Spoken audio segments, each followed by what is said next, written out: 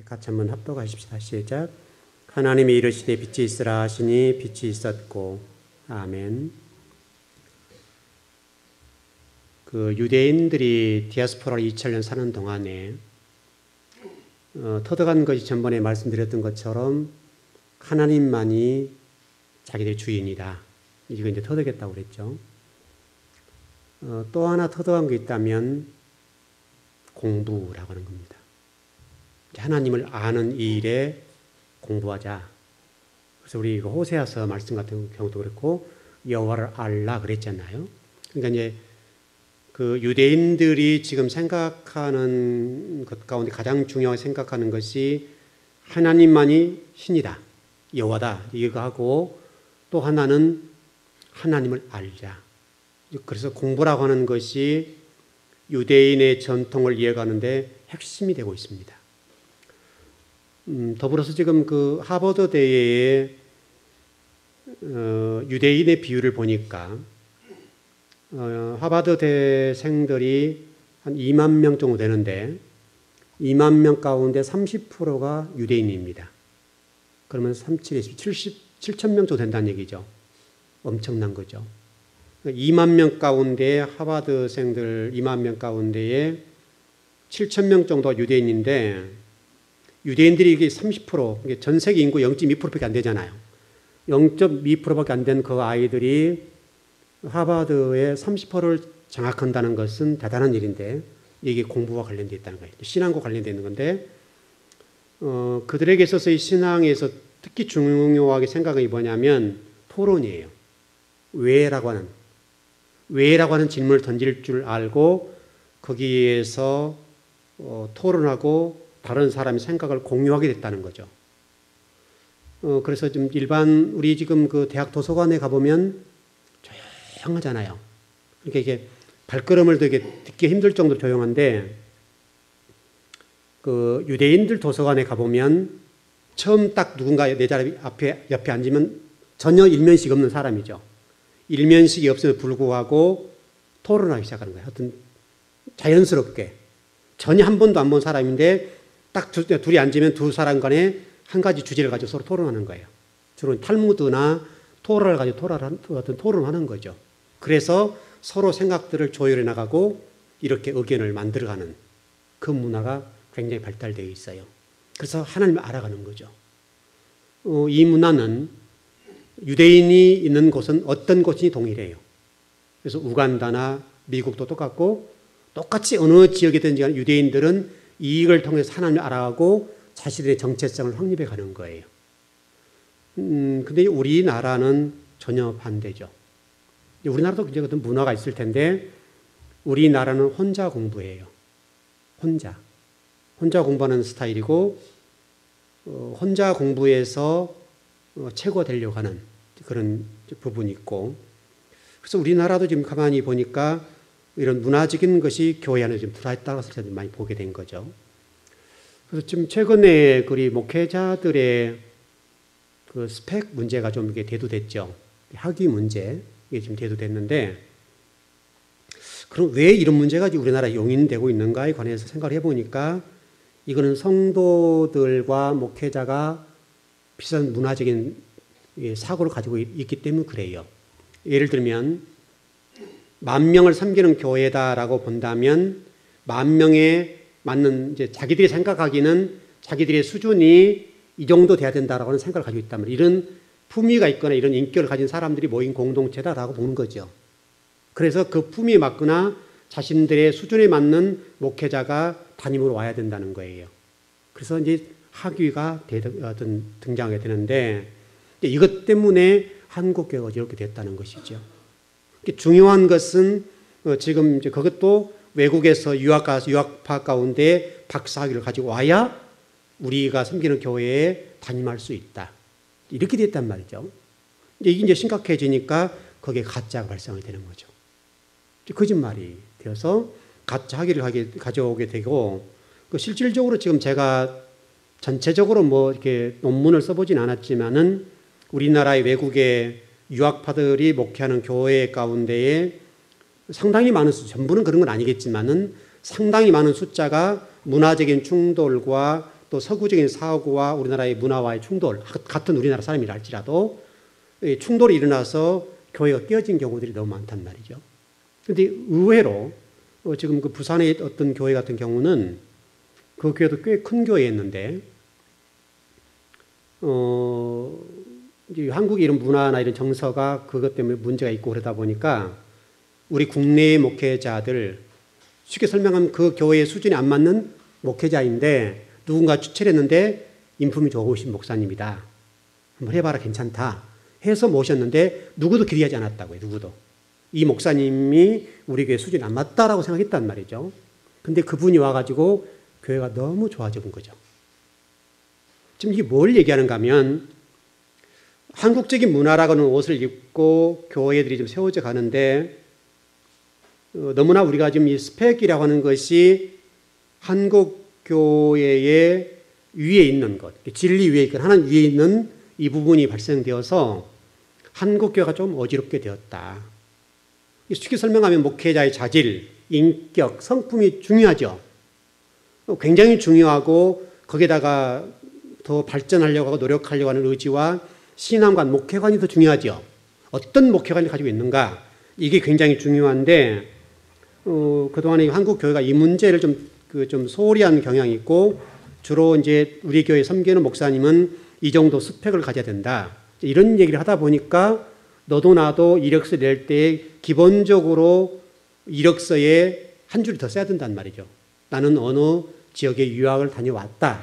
이걸 써야만이 일단 기본적으로 심사 대상이 됐다는 거예요. 안타까운 일이죠. 더 중요한 것은 지금 실질적으로 신학 박사들 가운데에도 예수님을 안 믿는 사람들이 있거든요. 여러분 이해되시죠? 신학 박사이기 때문에 예수를 믿느냐? 그러지 않다고요. 그래, 신학 박사면 성경을 다 아느냐? 그렇지도 않다고요. 박사 논문은 어떤 한 분야의 자기 논문을 학문적으로 밝힌 것 뿐이에요. 성경을 많이 안다고 어떤 신학 박사니까 성경을 많이 안다, 이 등식은 성립되지 않는다 이 말이죠.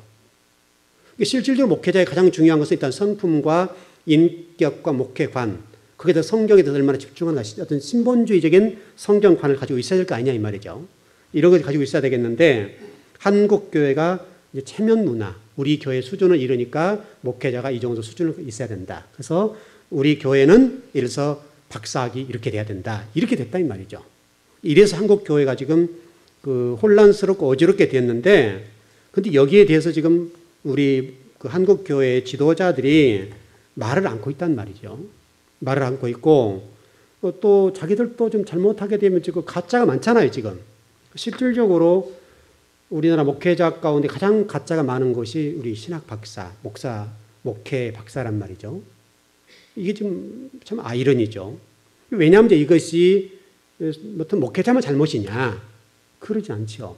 물론 그래도 목회자가 반듯하게 서서 일을 했으면 좋겠는데 목회자도 부하 내동한답니까? 그게 같이 휩쓸려 가는 거죠.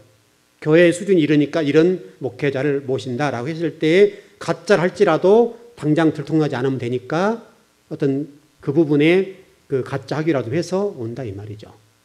이게 한국 교회의 병폐 가운데 병폐예요. 이게 너무나 교회가 지금 인본주의적으로 흘러가 버렸다고요. 그러니까 교회가 인본주의로 흘러가다 보니까 한국의 영적 또 영성적인 부분이 너무나 다운된 거죠. 그래서 목회자들이 요즘은 영성이 없잖아요. 성경적인 이런 관점에서 정확하게 세상을 내다보고 통찰한다고요. 통찰. 세상이 어떻게 될 것이다라는 통찰력과 이런 안목들이 없다고요. 성경을 통해서 성경만 가르칠 수는 없잖아요. 성경이라는 잣대를 통해서 성경의 기준을 통해서 세상을 봐가지고 세상이 이렇게 갑니다. 이렇게 변할 겁니다. 그리고 우리 가야 됩니다라고 세상적인 과학적으로 세상적인 것을 통찰하면서도 성경과 같이 연결시켜서 말씀 전해줘야 되지 않냐 이 말이죠.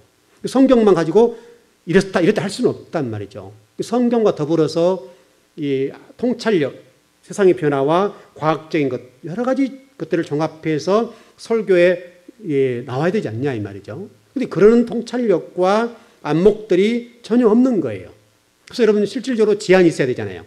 지식적인 안목. 그 다음에 영안이 있어야 되잖아요. 영안이 있어야 돼요. 우리 눈에. 영적으로 세상을 볼 수 있는 눈. 이런 것들이 분명히 있어야 된단 말이죠. 근데 우리가 이제 우리 목회자들이 학위 가지고 목회를 하다 보니까 잠깐은 잘할 수 있겠죠. 그런데 이제 목회를 하다 보면 그의 성품과 인격이 드러나게 되니까 교회가 굉장히 어려워진 경우가 있다. 상당히 많은 경우들이 이것 때문에 한국교회 지금 어지러움을 겪고 있고 무너지고 있는 거예요. 그래서 정말로 우리 좀 교회들이 혹시라도 이제 이 방송을 누군가가 듣는다면 듣는 분들이 어떤 교회 목회자를 청빙할 때에 이런 스펙만 가지고 청빙하다가는 반드시 문제가 발생하게 되는 거죠. 아마 제가 이런 얘기를 아마 여러 번 했을 겁니다. 적어도 목회자를 청빙할 때가 되면 목회자를 와서 설교하시오 이렇게 할 것이 아니라 적어도 그 교회의 암회사 출두와 같이 가만히 모르게 와서 새벽기도나 금요나 수요 기도회나 또 주일 오전 오후 설교를 한 번만 들을 것이 아니라 몇 번 들어보고 그 다음에 주변 사람들에게 그 목사님 어떤 분입니까? 라고 물어보고 전체적으로 종합했을 때에 이런 목회자면 좋겠다라고 생각을 하고 결단하고 교회로 모신다면 크게 실수하지 않지 않겠냐. 근데 여러분 한편의 설교는 잘할 수 있어요? 없어요? 누구나 한편의 설교는 적어도 신학을 하고 목회를 좀 한 사람이면 적어도 기본적으로 좀 큰 교회, 대형 교회나 중형 교회를 청빙할 때는 최소한도 단임 목회 5년 이상이거든요. 그러니까 5년 이상 설교를 했다고 한다면 설교에 관해서 나름대로 실력이 있다 이 말이죠. 그러니까 한편의 설교를 가서 기가 막히게 할 것이고 성도를 울릴 수 있을 것이고 성도를 정말 눈물이 쏙 빠지게 할 수 있다 이 말이죠. 그는 언어적인 마술로라도 할 수가 있겠는데 그 한편의 설교 가지고 목회자를 딱 결정했다고 한다면 그게 잘못됐을 경우는 어떻게 하겠냐 이 말이죠. 그래서 제가 아마 한국 교회의 어떤 목회자들이나 교회를 향해서 그런 설교를 했던 적이 있죠. 그래서 정말 그런 교회들이 그렇다 한다면 그렇게 해야 될 것 아니냐. 저도 실질적으로 여기 우리 교회 개척하기 전에 실질적으로 그런 일이 있었어요. 저에게도 어떤 중형 교회죠. 한 500명에서 700명 정도 모이는 교회에서 청빙이 왔어요. 저에게. 정말 제가 할 때는 막다른 길이잖아요. 교회를 빼앗기고 교회가 흩어져서 성도를 흩어지고 교회 예배당을 드릴 수 없는 그런 상황이었단 말이죠.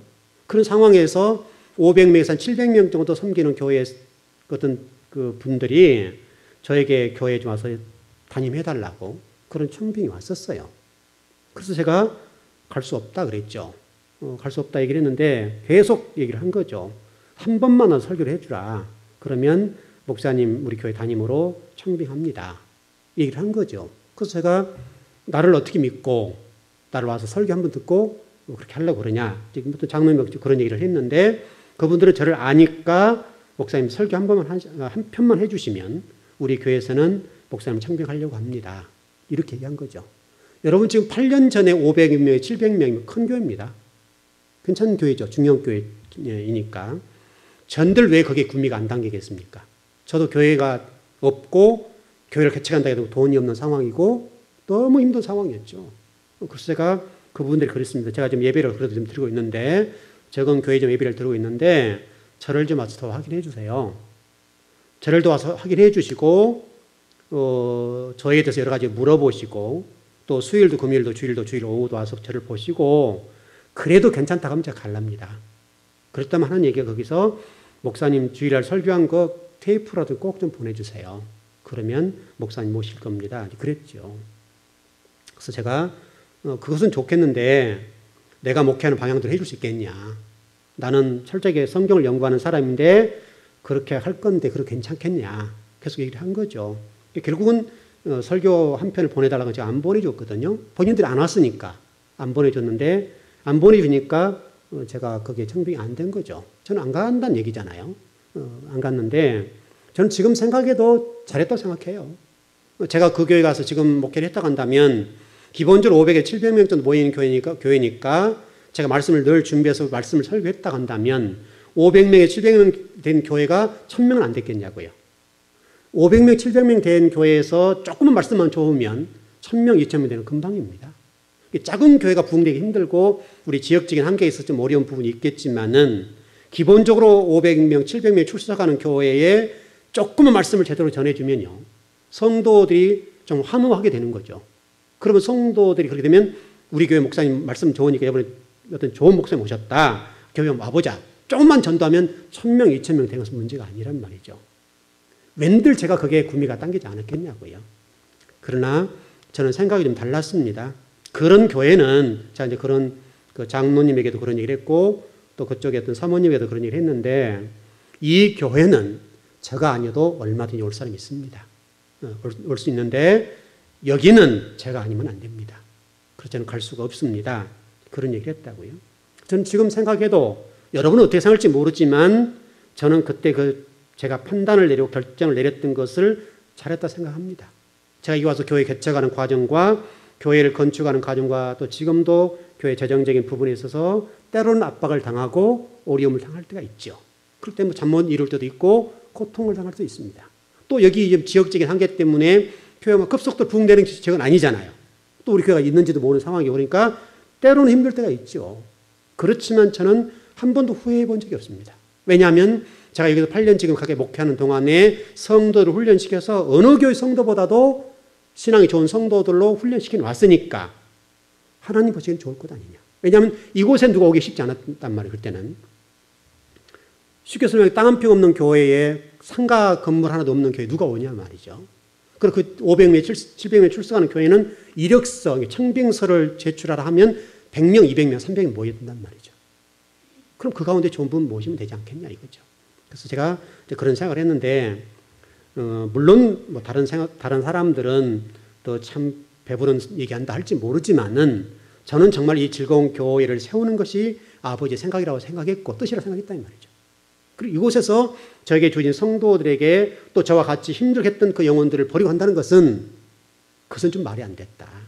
그래서 제가 그걸 포기했던 것이고 가지 않았는데 저는 참 잘했다 생각합니다. 지금 성도가 많지 않지만 많고 적음의 문제는 중요한 문제가 아니라고 봐요. 그게 중요한 문제가 아니라 중요한 것은 우리 즐거운 교회가 하나님이 기뻐하시는 그런 교회가 되어가고 있는가. 이게 중요한 문제고, 또 지금 제가 8년 전이나 지금이나 제가 목회관에 있어서나 어떤 목회를 대하는 입장과 교회를 대하는 입장이 조금이라도 세상적으로 변했느냐 안 변했느냐 이 문제가 더 중요한 문제지, 오히려 더 제가 성경적으로 하나님 중심적으로 교회를 세워가고 있다면 그게 훨씬 더 하나님 보시기에는 좋은 것 아니냐 이거죠. 마찬가지로 여러분 지금 즐거운 교회에 소속되어 있고 이러면 세상 속에 나가 살아야 되겠는데, 세상 속에 나가 살아나갈 때에 뭔가가 위해서, 특별히 예를 들어서 하나님 교회를 섬김과 세상에서 돈을 버는 이 차이에 있어서 돈을 벌다가 몸에 지쳐서 예배당에 못 올 정도가 돼서는 안 된다 이 말이죠. 여러분 그러지 않습니까?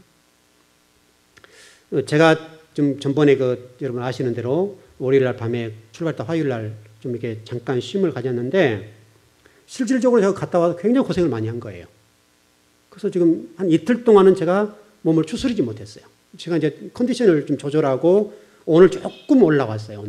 오늘 조금 올라와서 오늘은 이제 설교 한 편 정도 성경을 공부할 수 있는 그 정도, 여러분 이렇게 지금 우리가 좀 토라 공부 뭡니까 이게 다발 공부한 것처럼 1시간 정도 여러분들에게 1시간이나 2시간 정도 가르칠 수 있을 만큼의 성경 공부를 준비를 했다고요. 근데 그거 딱 하고 이번 주에 설교할 설교 내용을 한번 다시 쭉 한번 검토하는 거, 그 정도 조금은 제가 제 몸을 좀 다스리고 있는 입장인데 그렇게 힘들더라 이 말이죠. 제가 실질적으로 세상에 가서 막 뛰어노는 것도 아니잖아요. 잠깐 다녀온 건데, 근데 이틀 동안 제가 주의를 성경을 공부하지 못하니까 저 개인적으로 엄청난 손실이 된 거죠. 근데 제가 그 생각을 한 거죠. 그럼 우리 성도들은 세상 속에 나가서 여러분 금요일날 오시고 수요일날 오신 분들이니까 괜찮겠지만은 어떻게 주일날 한번 달랑 와서 예배 드린 분이 전혀 영적으로 갈등을 느끼지 않거나 또 영적으로 전혀 갈급함을 느끼지 않고 와서 예배당에 앉아 있을까? 이렇게 생각해 보니까 아찔한 거예요, 제가. 왜냐하면 저는 잠깐 제가 세상 속에 막 뛰어노는 것도 아니고 그냥 잠깐 아는 믿는 사람들과 잠깐 다녀오고 좀 바람 쐰 거잖아요. 그럼에도 불구하고 제 영적으로 그것을 다시 제자리에 돌리는 시간이 이틀 동안 허비한 거예요. 그러니까 이틀 동안. 아무것도 하지 않는 것은 아니지만은 몸을 추스리고 나름대로 공부하려고 또 공부하는 몸으로 만들려고 애를 쓴 거예요. 이틀 동안. 근데 몸이 너무나 피곤하니까 안 되죠. 왜냐하면 계속 이 멀미적인 부분이 계속 연결되는 거죠. 그래서 힘든 부분인데, 여러분들은 지금 금요일이나 수요일 나와서 예배를 드리지만은 만일에 주일을 한번 달랑 와서 예배 드린 분들이 어떤 영적인 갈급함이나 영적으로 어떤 뭡니까? 조금, 이거 큰일 났다. 이렇게 생각한 부분이 없다 한다면 큰 문제라 이거죠. 어떤 분이 제게 전화 와가지고 이런 얘기를 하는 거예요. 목사님, 제가 지금 이렇게 돼서 신앙적으로 조금 혼란이 있었는데 경제적으로 큰 타격이 있습니다.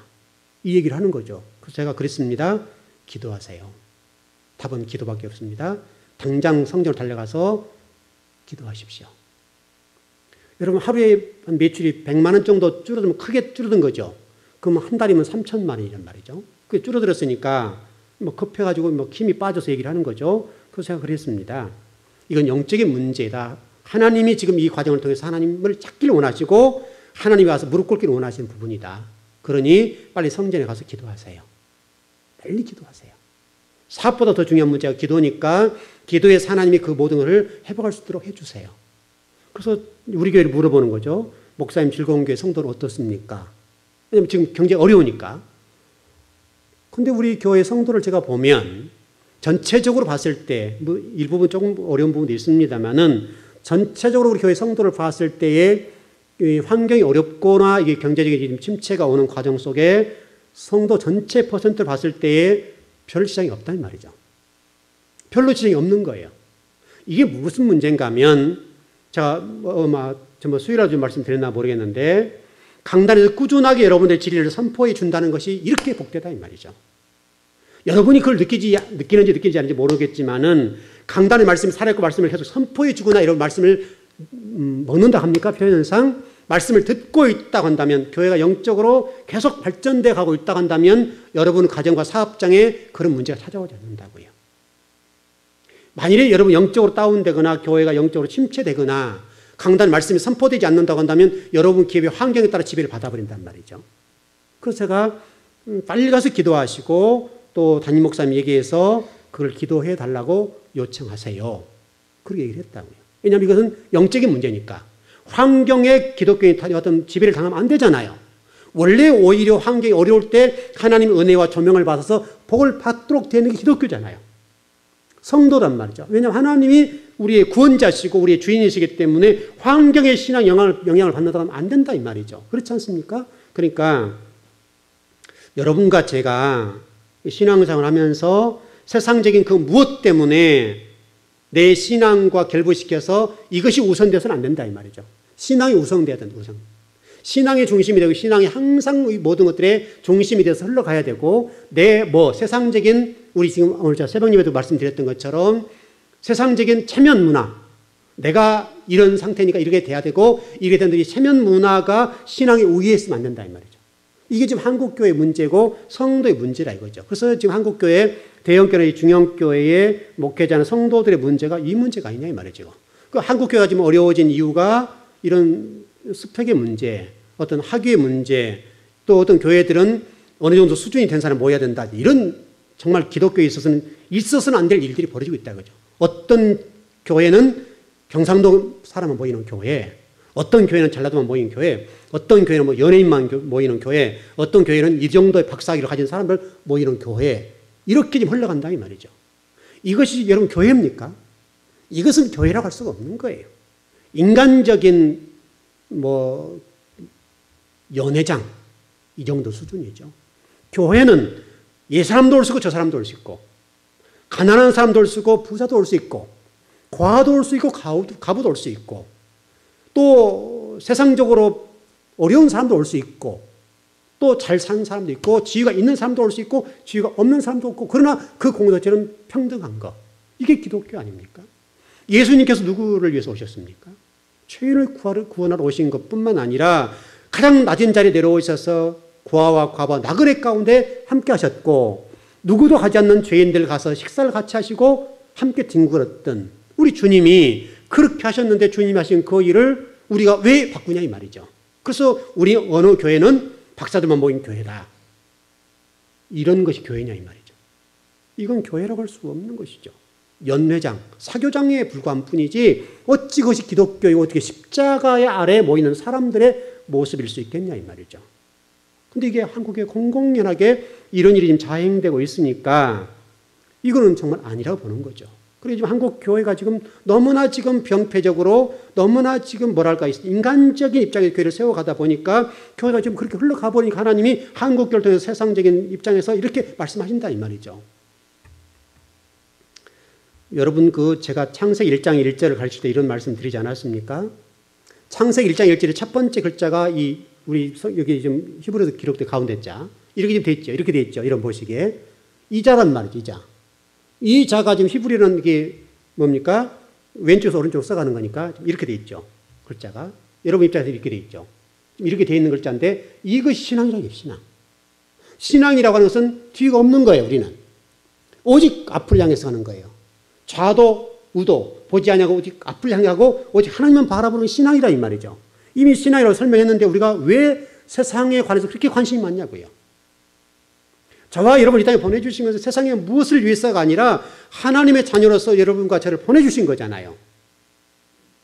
그렇다면 저와 여러분이 무슨 일을 하든지 간에 그 일이 주의 나라와 의를 위해서 쓰임받도록 하기 위해서 우리를 하나님 마음으로 쓰실 수 있도록 해야 되는 것 아니냐 이 말이죠. 목사는 목사 나름대로 열심히 말씀을 연구하고 하나님 입장에서 진리를 깨달아서 여러분에게 바르게 전해주고 여러분은 그걸 전달받았다 한다면 전달받은 그대로 세상 속에 나가 사는 것이 교회가 아니냐 이 말이죠. 여러분 그 사무엘이 2세 아들들 가운데 왕을 세울 때 첫째부터 8째까지 됩니까? 8남매 거리죠. 이 첫째, 둘째, 셋째 쭉 가잖아요. 실질적으로 2세라는 사람도 지금 이게 아들을 평가하거나 아들을 이렇게 사무엘에게 갖다 왕의 자리를 올릴 사람을 데릴 때에 다윗은 아예 빼버렸죠. 인간적으로 봐서 다윗은 아무것도 아니었다 이 말이죠.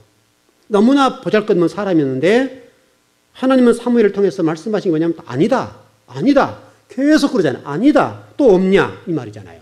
그래서 그거 좀 문지랭이라고 표현하면 좀 그래도 되겠습니까? 우리 가정에 좀 이렇게 별 볼 일 없고 문지랭이 아들이 하나 있는데 지금 저기 가서 지금 양을 뜯기고 있습니다. 그럼 그 아들 한번 보자고. 보는 순간에 하나님 감동이 일어나서 하나님 지명하신 아들이라고. 그러니까 우리가 인간적으로 보는 어떤 사람의 외형적인 거 이건 중요한 문제가 아니라 이거죠. 하나님이 중요한 것은 우리 중심, 마음의 중심 보시고 여러분이 신앙하는 모습과 여러분이 세상 속에 살아가는 그 모습 속에서 우리 중심이 뭘 지향하는가 이게 중요한 일이다 이 말이죠. 이게 중요한 문제지 외형적으로 보여진 그 무엇은 하나님 앞에서 아무것도 아니라고요. 왜냐하면 하나님이 이 우주 만물의 주인이시고 하나님께 모든 게 하나님 건데 아버지가 뭐 임하는 것에 감동할 말이 있냐 말이죠. 예를 들어서 여러분들이 1,000억을 드린다 한들 하나님 감동하겠습니까? 여러분 하나님 입장에서 그렇지 않습니까? 우리 입장에서는 1,000억은 큰 돈이지만 하나님 입장에서는 1,000억이든 만억이든 뭐 1조인들 100조인들 1,000조인들 하나님 입장에서는 다 그게 껌값에 불과하다 이 말이죠. 하나님 입장에는 껌값이죠. 근데 왜 우리가 그런 일에 흥분하고 그런 일 가지고 하나님을 감동할 거를 생각하냐 이 말이죠.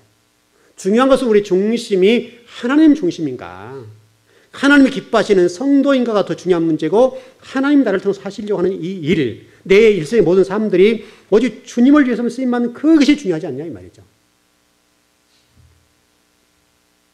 그래서 여러분 신앙이라고 하는 것이 옆도 보지 말고 뒤도 보지 말고 앞만 보고 가는 거. 우리 에베소 6장에서도 전신갑주를 입어라 그랬잖아요. 전신갑주를. 전신갑주를 입어라는 것 가운데 여러분 뒤에 이게 방어망이 없단 말이죠. 무조건 앞으로 가는 거예요. 뒤를 돌아보면 죽으니까. 뒤를 돌아보는 순간 우리는 죽는 거예요. 신앙인이라고 하는 것은. 그래서 신앙을 전신갑주라고 하는 표현 자체가 등에 아무것도 없는 거예요. 방어의 어떤 것들이 없다고요. 그래서 우리는 오직 세상을 향해서 세상을 정복해 나가는 것이고 진리를 가지고 세상으로 나가서 싸워서 이 진리를 가지고 하나님 나라를 세워가는 거예요. 그래서 여호수아가 가나안 땅을 정복한 것처럼 우리는 세상을 조금씩 정복해 가는 것. 여기에 아버지의 선한 뜻이 있고 목적이 있는 것이지 내 무슨 성을 쌓는 이런 것들은 아버지 입장에 아무것도 아니라고요. 그거 쌓아 사람 드린 날들 하나님 감동하시냐 이 말이죠. 하나님 영광 받으세요. 그건 우리 입장이지 하나님은 전혀 감동이 없다고요. 그래서 여러분 중심이 정말 하나님 입장에서 드려지고 있는가? 여러분의 중심이 하나님이 기뻐하실 것인가? 여기에 대해서 관심을 두고 가야 되죠. 여러분의 모든 삶의 기준이 결국은 말씀이죠. 그래서 지금 제가 계속 지금 말씀의 중요성을 지금 설명하는 거잖아요. 지금 계속 지금 몇 주에 걸쳐서 말씀의 중요성을 설명하는 건데 여러분 그것 제대로만 알면 나머지 성경은 막 나가도 된다 이 말이죠. 이것을 우리가 지금 아무리 배워도 여러분의 의식구조, 사고가 변하지 않는 상태에서는 이 공부를 이렇게 했다 할지라도 아무것도 아니게 되는 거예요. 그러니까 여러분이 성경적인 사고, 성경으로 세탁되고 성경적인 의식구조를 가지고 말 한마디를 하거나 행동을 한마디 하거나 어떤 돈을 벌든지 여러분 세상 속에 나가 살든지 하는 관계없이 그 모든 것을 진리화할 수 있는 것. 여기 돼야 되죠.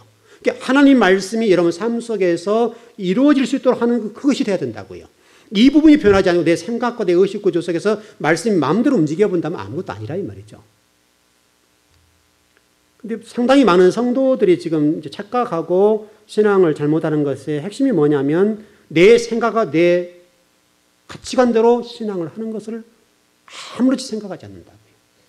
내 생각이 이렇다. 이것은 이렇다. 내 체험은 이렇다. 이것은 내 체험이 불과해요. 내 것이라고. 우리나라 사람들이 지금 제가 그 모두에 말씀드렸던 것처럼 혼자 공부한다고 했잖아요. 혼자 공부하다 보니까 내 생각이 아니면 내 생각이 틀리면 다 틀려버린 거예요. 다르다고 하는 것이 용납이 안 된다고요. 근데 유대인들은 토론이라고 그랬잖아요. 토론하다 보니까 저 사람의 생각이 이렇다면 그럴 수도 있겠구나. 또 이 사람이 이렇게 하면 그럴 수도 있겠구나. 다양한 의견들을 종합해서 어떤 결론을 도출해 나가기 때문에 다른 사람의 사고나 의식구조나 이런 좋은 생각들을 받아들일 수 있는 자세가 되어 있다고요. 근데 우리는 딱 여러분들이 의식구조나 사고가 딱 뭉쳐있으면 아무리 말씀을 전해주어도 그게 옳고 바르다 할지라도 내 생각에서 수용이 안 되면 안 받아들여 버린 거예요. 우리 문화 때문에. 우리 문화가 진리를 거역하는 데 방해가 되면 안 된다고요. 문화를 뛰어넘어서 오히려 문화를 더 장점 발전시켜줘야 되겠죠. 그래야 되겠는데 우리는 이런 문화라고 하는 것들이 어떻든 내 생각은 이렇습니다 하면 끝나버리잖아요. 우리는. 하나님의 생각이 이렇다라고 얘기해도 목사님 그것은 제 생각은 이래요. 이제 우리 교회는 뭐 회의 같은 것들이 그러지 않고 또 제가 회의할 때 막 우리 교회에서 막 그런 토론을 싫어하잖아요. 왜냐하면 제가 그것을 너무나 많이 거쳐왔기 때문에 교회에서 논쟁하는 굉장히 좋은 게 아니란 말이죠. 특별하게 문제가 없으면 그냥 조용히 넘어가기 좋다 싶고 되도록이면 그렇게 가자고 하니까 성도들 잘 이해하고 넘어가는 것들인데 어떤 교회는요. 그래서 이렇게 할 수 있는 거죠. 예수 재직해 한다고 한다면 목사님 그 10만 원 어디다 썼습니까? 회계 보고할 때 그러면 어디다 썼습니다라고 이제 어떤 회계 보고가 되지 않겠습니까? 그러면 그럼 누가 하라겠습니까? 이렇게 나온다는 말이죠. 근데 이 교회가 이렇게 됐다고 지금 교회가. 그래서 이 교회라고 하는 것이 어떻든 이게 좀 추진력기를 추진해 나가야 되는데 좀 대부분이 지금 재직회라고 하는 관점이 그렇게 흘러가는 거죠, 우리나라가. 이게 좀 말이 안 되는 거죠. 그러니까 하나님 일을 할 수가 없는 구조가 되어 있어요. 그래서 굉장히 어려워진다고요. 그러면 그걸 썼냐 말았냐 가지고 얘기가 나올 것이고 어떤 측면에서는 그거다 발에 썼으니까 갑시다 이렇게 하는 측도 있고 아닙니다 하는 측도 있으니까 둘이 붙으니까 싸우게 된다고 교회가. 그러면 그게 딱 고리가 걸렸는데 어떤 순간에 교회가 좀 잘못한 일이 있다 이 말이죠. 그러면 그게 딱 걸렸던 것이 크게 딱 걸려서 이미 딱 목에 걸려 있잖아요. 걸린 상태에서 뭐가 딱 걸리면 그때는 교회가 풍지박산이 나는 거예요. 이게 한국 교회예요 지금. 내 감정, 내 생각이 이렇다 해도 틀릴 수도 있잖아요. 다를 수도 있잖아요. 하나님 말씀, 하나님 나라를 세우는 일에 크게 저촉이 안 되거나 큰 문제가 없으면 넘어가면 될 것인데 한 번 딱 걸렸기 때문에 어떤 문제가 걸렸으면 그게 크게 돼서 교회가 무너져 버리는 거예요. 그래서 우리 교회는 그러지 말자. 제가 교회를 섬길 때 그런 일 많이 겪어봤으니까 저거 숱한 일 많이 겪어봤으니까 제가 우리 교회 그런 부분을 딱 정리를 해놨잖아요. 그러니까 이제 우리 교회에서는 그런 일이 안 일어나고 잘 넘어가는데 실질적으로 교회가 재정적으로 쓸 일도 없고 실제로 우리 교회는 재정이 나가는 데가 없어요. 거의. 나가는 데 쓸 일도 없지만은 그럼 우리 교회가 그 재정 가지고 이렇다 저렇다 얘기 나오지 않잖아요. 왜냐하면 제가 굉장히 그걸 많이 겪으면서 정말 이 교회가 이러면 안 되겠다. 그래서 이제 그런 좀 일들을 해봤는데 근데 일반 교회는 안 되는 거예요, 이게. 그러면 이제 공동회의나 재직회 같은 일을 할 때 내 생각은 목사님 이렇습니다. 해보면 다른 말이 안 들어오는 거예요. 내 생각이 중요한 것이 아니라 아버지가 원하는 것이냐 아버지가 싫어하는 것이냐가 중요하잖아요. 기준이 성경이 말씀하는 하나님의 중요한 문제지 내 생각 목사님 이렇습니다. 이게 안 된다 이 말이죠. 그런데 한국 교회는 목사님 그건 제 생각에는 내 경험에는 아닌데요. 해보면 끝나버린 거예요. 그러니까 아무리 목회자가 선한 뜻 설명을 하고 아무리 좋은 의미에서 일을 했다 할지라도 아니면 아닌 거예요. 여러분은 내 생각이 설령 옳달지라도 그것은 여러분 그러면 안 되겠죠. 그렇지 않습니까? 내 생각이 옳을 수도 있지만은 설령 맞을 수도 있겠죠. 그러나 전체 공동체 덕을 세우는 게 중요하잖아요. 덕을 세우는 문제가 중요한데 그 문제를 들고 나와서 별것도 아닌 문제. 그거 가지고 교회가 시끄러워서 되겠냐 이 말이죠. 하나님 나라를 세우는데 크게 문제가 없으면 넘어가면 되는 건데 근데 한국 교회가 지금 이런 문제가 싸우니까 참 교회가 지금 국회와 똑같은 거예요. 국회와. 우리 지금 세상적인 국회가 지금 떠들고 여야에 난리를 치지 않습니까? 교회는 더해요. 교회는. 노예는 어떻습니까 여러분? 그래서 우리 노예는 조용한 편입니다. 우리 노예는 싸우는 일이 없는데 어떤 노예들 보면요. 노예가 어떤 일 가지고 싸우고요. 목사님파, 장로파 나눠지고 또 어떤 또 뭐 나눠져서 피 터지게 싸우는 거예요. 피 터지게. 노예가 교회잖아요. 회의도 여러분 예배죠. 회의도 예배입니다, 여러분. 여러분 절대 잊으면 안 됩니다. 그러니까 우리가 좀 내 생각이 중요한가, 하나님 생각이 중요한가 여기에 초점을 놓으면 될 건데 지금 한국 교회나 성도들이 자꾸 내 생각이 이렇습니다라고 얘기를 한다 이 말이죠. 여러분 성경이 기준이 되셔야 돼요. 성경 말씀이 기준이 돼야 됩니다. 하나님 나라를 세우는 일이 중심이 돼야 되지 내 생각이 이렇습니다. 내 경험이 이렇습니다라고 하면 안 된다 이 말이죠. 또 설령 그런 일이 어떤 여러분이 좀 불편하게 보이는 부분이 있다 할지라도 어떤 교회가 일을 했다 합시다. 그렇다면 어련히 알아서 했겠습니까? 그러니까 여러분이 예를 들어서 좀 이렇게 표현이 어떨지 모르겠는데 어떤 분들이 이렇게 얘기하잖아요. 헌금 좀 해놓고 저 헌금 어디다 썼는가 보자. 이런 분도 계시거든요. 참 이렇게 힘든 거죠. 힘든데 여러분들 헌금했으면 헌금한 대로 끝나면 되죠. 우리 교회는 그거 없으니까 얘기하는 거죠. 자유롭게 얘기하는 건데 어떤 교회는요. 헌금 조금 해놓고 그 헌금이 어디로 돌아다니는가 어디에 써야지니까 계속 체크하는 분들도 있어요. 교회가 아니라니까 이건요. 하나님이 드렸으면 드린 대로 끝나죠. 저도 한번 그런 일을 당해봤는데 어떤 분이 그때 액수가 좀 얼마인지 모르겠는데 아마 1,500만 원인가 아마 했을 겁니다. 제가 다른 데 섬길 때 얘기인데 본인들이 헌금을 해놓고 본인들이 재정 부장이었던 분들이 본인들이 정리를 했었거든요. 그 나중에 와서 저한테 돈 달라고 하더라고요. 그런 분도 있어요. 실질적으로 있었다니까요. 여기 와서 저한테 돈 달라고 왔었어요. 그래서 제가 그때 재정 당부를 다행히 갖고 있었거든요. 다 찾아봐가지고 그때 뭐 교회 건축하고 뭐 땅 정리하고 이럴 때 복잡할 때잖아요. 제가 어디에 있는지 모르는 상황들인데 정말 그거 어떻게 찾았는데 찾아가지고 딱 보여줬어요. 보였던 말을 못 하더라고요. 다른 분이 와서 얘기를 하는 거죠. 이런 일들이 교회에 있는 거예요. 하나님 드렸으면 드리는 걸 끝나야지 그 돈 어떻게 썼는가 저렇게 썼는가 이게 관심 많다 이 말이죠. 우리 즐거운교회 성도들은 뭐 잘 하시니까 그런 말씀 드릴 필요는 없겠지만 제가 지금 오늘 하나님께서 저를 통해 말씀하신 것이 우리의 생각과 의식구조 사고의 문제보다 더 중요한 문제는 하나님 말씀 중에 하나님이 원하는 게 뭐냐 여기에 초점을 두라 이 말이잖아요. 그래서 말씀이 여러분들 말씀하는 대로 살면 되고 말씀이 우리에게 요구하는 대로 살면 된다. 시간이 좀 많이 가버렸네요. 네, 갔는데 여러분 삶 속에 가장 핵심적인 것은 말씀이어야 됩니다. 말씀 여러분들 지배해야 되고 말씀이 여러분들을 살도록 해야 된다. 그래서 여러분 이스라엘 백성들을 광야로 내몰고 젖과 꿀인 가나안 땅으로 했는데 실질적으로 광야가 상당히 많잖아요. 좋은 땅보다 훨씬 광야가 많은데 하나님 왜 그렇게 모르셨겠어요? 왜 광야로 그들을 몰았겠냐 이 말이죠. 저는 정말 그래서 하나님 이스라엘 사랑한다고 생각합니다. 하나님만 의지하라고.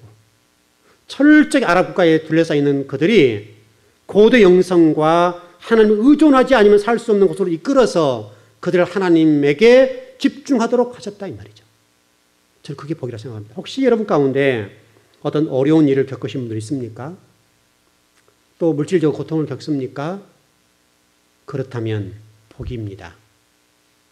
여러분이 고통을 겪고 있고 힘들어도 하나님이 어떤 액션을 취하거나 아무것도 않는다면 그것은 문제입니다. 실질적으로 여러분이 그런 일 가운데 하나님이 여러분 그렇게 하심으로 하나님 앞에 기도할 수밖에 없고 하나님을 의존할 수밖에 없는 상황으로 나를 몰고 있다는 사실은 복입니다. 그러니까 이스라엘 백성들 가나안 땅, 젖과 꿀은 가나안 땅이지만은 실질적으로 그들이 의존할 수밖에, 하나님을 의지할 수밖에 없는 그런 상태로 내모셨던, 여러분 비를 내려주지 않으니까 비를 달라고 기도할 수밖에 없잖아요.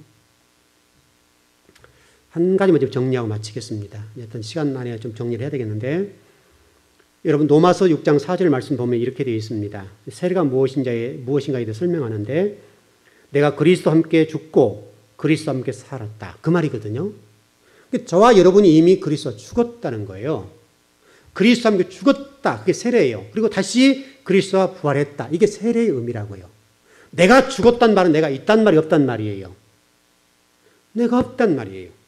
내가 팔팔 살아 움직이기 때문에 문제고, 내 감정과 내 어떤 생각들이 하나님을 섬기거나 하나님 나라를 섬기는 일에 방해가 되나, 그러면 안 된다 이 말이죠.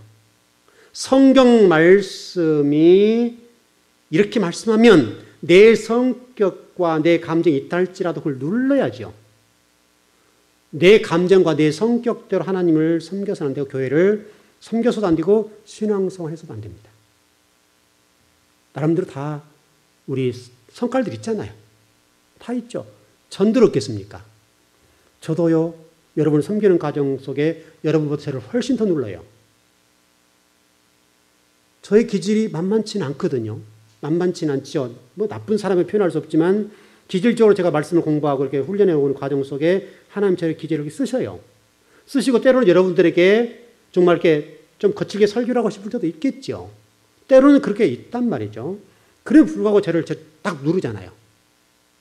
왜냐하면 제 성격이 나오면 안 되잖아요. 거기는 하나님 말씀을 운반하는 장소이기 때문에 순수하게 말씀을 전하려고 일을 쓴다고요. 제 감정을 표현하지 않으려고 한다고요. 왜냐하면 제 감정이 묻어나면 안 되잖아요. 열정과 감정은 다른 문제지요. 열정적으로 설교를 해야 되겠고 성경을 가르쳐야 되겠지만 제 감정이 묻어나와서 여러분들에게 공격하면 안 된다 이 말이죠. 여러분도 똑같다고요. 하나님의 교회를 섬길 때나 성도를 섬길 때에 여러분의 감정과 여러분의 성격이 있는데 그 성격대로 하면 안 되는 거예요. 왜냐하면 이미 로마서 6장 4절에 예수 그리스도와 함께 우리가 죽었고 예수 그리스도와 부활했기 때문에, 그게 세례이기 때문에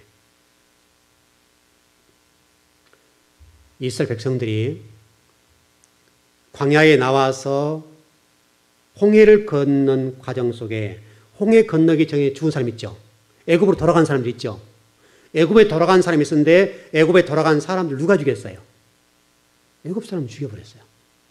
또 홍해를 건넌 다음에도 마라 사건을 통해서 원망불평하고 하니까 하나님 막 죽이기 시작한 거예요. 홍해 건너서 죽임당한 사람도 있다고요. 10년째 죽임을 당한 사람도 있고 40년대 가나안 땅에 들어갔는데 내일 가나안 땅에 들어간다면 오늘 또 죽임 당한 사람이 있다고요. 무슨 얘기냐면 하나님의 나라나 하나님의 일은, 또 진리를 섬기는 일에 있어서는 끝까지, 이해되셨나요? 끝까지, 주님이 재림하실 그날까지, 주님이 다시 오실 그날까지 끝까지 가는 거예요. 내일 가나안 땅에 들어가는 오늘 죽었다니까요. 가장 억울한 사람들이 누구냐면 내일 가나안 땅에 들어가는 오늘 죽은 사람들. 39년 이상을 하나님 말씀대로 살았어요. 39년 이상을 말씀을 살았고 40년째 되는 데 들어갔지 않습니까? 그러니까 실질로 40년을 다 산 거예요.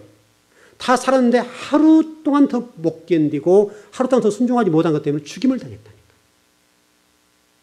이미 1년 출력 애굽에서 1년째 죽은 사람 억울하진 않아요. 이해되셨죠? 하나님 일은